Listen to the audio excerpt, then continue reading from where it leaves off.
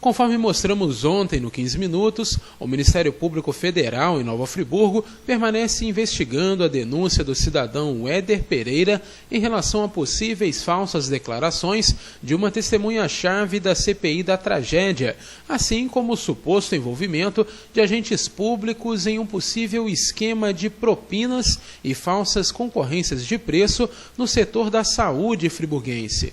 O empresário denunciado por Éder Pereira é Haroldo Rodrigues da Silva Júnior, representante legal da empresa Trulinolem.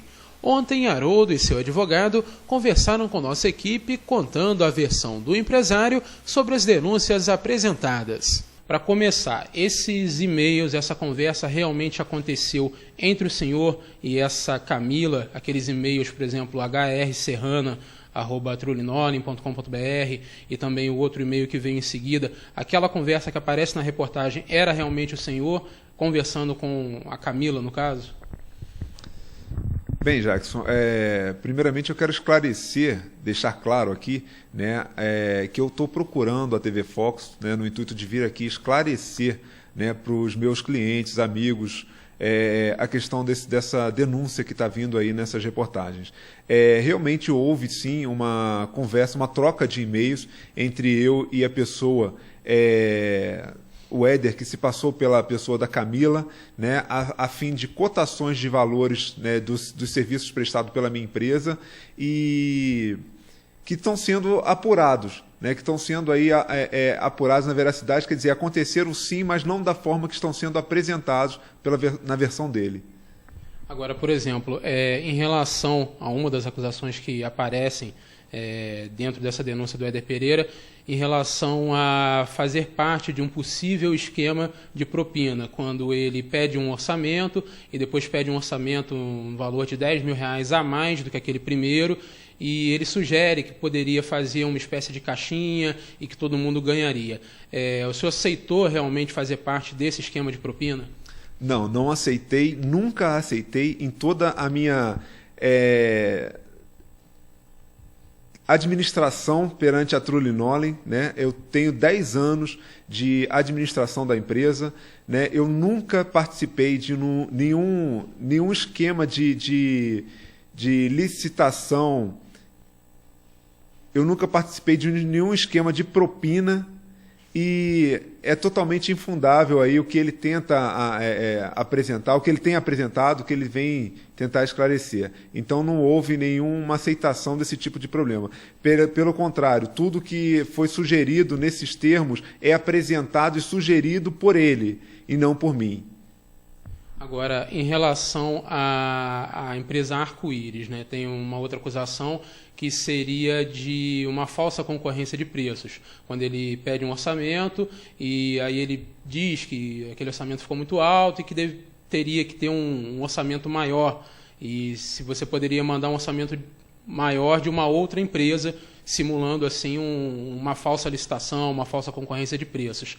Aquela documentação da empresa Arco-Íris que foi enviada para ele pelo e-mail Arcires Limpeza, foi o senhor que enviou. A dona Marina, já no depoimento dela, na entrevista dela dentro da nossa reportagem, ela disse que ela não teria enviado aquela documentação. Foi o senhor, então, que enviou essa documentação ou não? Não, de forma alguma. Eu não enviei nenhum documento. Eu jamais iria enviar um documento em nome de outra empresa. Isso é antiético, isso é crime, né? Então a gente não trabalha dessa forma. Eu desconheço esse e-mail, né, que aparece, Arcires, provavelmente algum e-mail criado por alguém, eu não sei quem, mas eu não enviei esse e-mail. Até dentro dessa situação da Arco-Íris, nessa reportagem também que a dona Marina ela dá o depoimento dela, ela fala que já teria feito alguns serviços para o senhor, como acho que limpeza de caixa d'água, de cisternas, e ela diz que até não faz mais porque o senhor teria feito um negócio, foi até dessa maneira que ela colocou, teria feito um negócio que ela não gostou. Você gostaria de comentar alguma coisa a esse respeito? Se tem algum problema, algum conhecimento da dona Marina, alguma coisa que ficou pendente que o senhor gostaria de esclarecer? Não, com relação a esse esclarecimento da Marina, eu não tenho nada a dizer sobre isso. Eu acho que se ficou alguma coisa que ela não tenha gostado, Eu acho que ela tem toda a liberdade disso, de me procurar e da gente conversar com relação a isso e colocar isso de forma, trazer isso ao meu conhecimento, porque eu desconheço. E outra questão, a minha relação com a Arco-Íris foi no sentido de terceirizar a prestação de serviço de limpeza de caixa d'água e apenas a limpeza de caixa d'água, né? E a gente estava fazendo, então, tinha esse trabalho dessa parceria, onde eu terceirizava, né, e indicava clientes, né, muitas das vezes, e a maioria das vezes, meus clientes que procuravam pelo serviço, e eu indicava eles nessa parceria que a gente havia combinado. Haroldo, e em relação a uma outra acusação do senhor Éder Pereira de falso testemunho, ele diz que para a CPI o senhor teria falado a respeito de um serviço prestado no Hospital Municipal Raul Sertan, o senhor teria falado um valor e uma data, ao Ministério Público um valor diferente, uma data diferente, e diz também que atualmente, se eu fosse prestar o serviço no Hospital Municipal Raul Sertan, o valor seria bem maior. Por que dessa diferença de valores? O que o senhor tem a dizer a respeito disso? Veja bem, Jackson, a questão do orçamento, a empresa que se propôs lá pelo Weber, ou pela Camila, a Fundação Olhos Verdes, né, quando eles fizeram a solicitação desse orçamento, né, eu prontamente coloquei para eles uma reunião, convidando eles e convocando, né, como eu faço com os meus clientes, conhecer o cliente, saber qual é a necessidade dele. Então, quando eu o convidei para essa reunião, para que ele viesse até a minha empresa, até o meu escritório, para que nós sentássemos e conversássemos a respeito da necessidade que ele teria na contratação dos serviços e, assim, a gente poder praticar o orçamento, ele não compareceu. Então, na primeira reunião, ele não compareceu, depois trocamos mais alguns e-mails, ele voltou a insistir, eu convoquei novamente para uma nova reunião, que ele também não compareceu, né? E, enfim, foi a partir daí, então, que eu comecei a desconfiar de que teria alguma coisa por trás disso aí. Eu decidi, então, alimentar esses e-mails para saber aonde isso iria chegar, né? Já desconfiando que haveria aí outras intenções que não só realmente obter os orçamentos e a contratação dos serviços. Queria salientar também a questão do orçamento. Quando um orçamento é apresentado num processo de licitação, geralmente a empresa ela vai procurar colocar uma margem de lucro menor possível, onde ele possa fechar o serviço e ganhar aquele percentual, ter aquele lucro. Né? E nesse caso, como a gente vem tratando e eu falei no início, né, percebido aí a questão de má intenção nesse meio, né, a gente começou a jogar valores ali para saber, eu estava simplesmente sustentando para saber aonde isso iria chegar. Né? Então começamos a jogar valores ali completamente aleatórios, porque nós não tínhamos o conhecimento real de nada, né? Tanto do setor onde seria apresentado o serviço e o que seria feito, enfim. Né? Então colocamos coisas ali, valores supostos ali que poderia representar, então, a prestação desse serviço. No seu depoimento, a CPI, ao Ministério Público, dentro do valor que a Cheinara teria praticado, o senhor considerou o valor superfaturado. E esse valor que o senhor cobraria atualmente seria até maior. Justamente porque o senhor estava dando corda para ver até onde chegaria. O senhor afirma agora, nessa entrevista, que realmente o valor da Cheinara seria superfaturado? Olha, Jackson, o que fora praticado por mim numa ocasião de prestação de serviço ao órgão, que é ao órgão municipal, o Hospital Municipal Raul Sertan, foi um valor infinitamente menor do que esse, né, para a prestação dos mesmos serviços praticamente. Quer dizer, então, nessa comparação de orçamentos, né, prestados pelo mesmo serviço ao mesmo órgão, né, a gente pode confirmar sim uma supervalorização desses valores. Agora, há algum tipo de tabela, o senhor como empresário do ramo, tem alguma tabela que determine um valor mínimo, um valor máximo, uma média mais ou menos, ou cada empresário determina de acordo com o que acha justo, ou tem algum tipo de tabela para isso? Na verdade, o mercado ele determina o valor. Não existe assim uma tabela que você possa se basear e dizendo que você vai colocar para você que você deve cobrar X ou Y. Né? Existe aí um mercado e o mercado ele coloca esse preço, né? Esse valor, na verdade, aí, e trabalhos com concorrências e essas coisas aí que também influem diretamente nesse fator. Agora, senhor Haroldo, uma outra situação que surgiu dentro dessa reportagem, dentro dessas conversas por e-mail, seria a citação do nome do então secretário de Saúde, na época, o Dr. Renato Abihamia, e também da secretária dele, a senhora Valéria. O senhor tem algum tipo de relacionamento com o Dr. Renato Abihamia e houve realmente alguma intenção dentro daquele esquema de propina? Chegou a ter algum contato com o Dr. Renato para que ele também fizesse parte do esquema? Qual que é a sua relação com o Dr. Renato e a senhora Valéria? Como eu disse anteriormente, toda essa questão, essa proposta de propina, de caixinha, né, isso eu quero deixar bem claro que isso sempre nos e-mails foram colocados e sugeridos pela Camila, né, pelo Weber, pela Fundação Olho Verde. Né, e eu, em momento algum, concordei com isso, né, sou totalmente contra esse esquema de propina, desse trabalho relacionados a esse tipo. Com relação ao conhecimento ao senhor Renato Abihamia, né, que foi aí o secretário de saúde, e a secretária dele, né, na época, eu não tenho conhecimento nenhum da pessoa deles, desconheço completamente. Né, tive com ele sim, onde ele presidiu a banca da CPI, ele estava presente na bancada, né, era compunha lá o grupo da CPI, que estava investigando aí a denúncia com faturamento. Enfim, esse foi o único contato que eu tive com ele em toda a minha vida. Eu desconheço, não sei como foi o trabalho dele durante a secretaria, enfim, não tenho nenhum contato, não sou amigo de ninguém, nunca tive contato, nunca falei com ele, nunca fiz nenhum tipo de negociação com ele, né, de forma também que ele nunca veio solicitar da empresa orçamentos ou algo que viesse aí propor essa relação comercial. Isso nunca foi feito.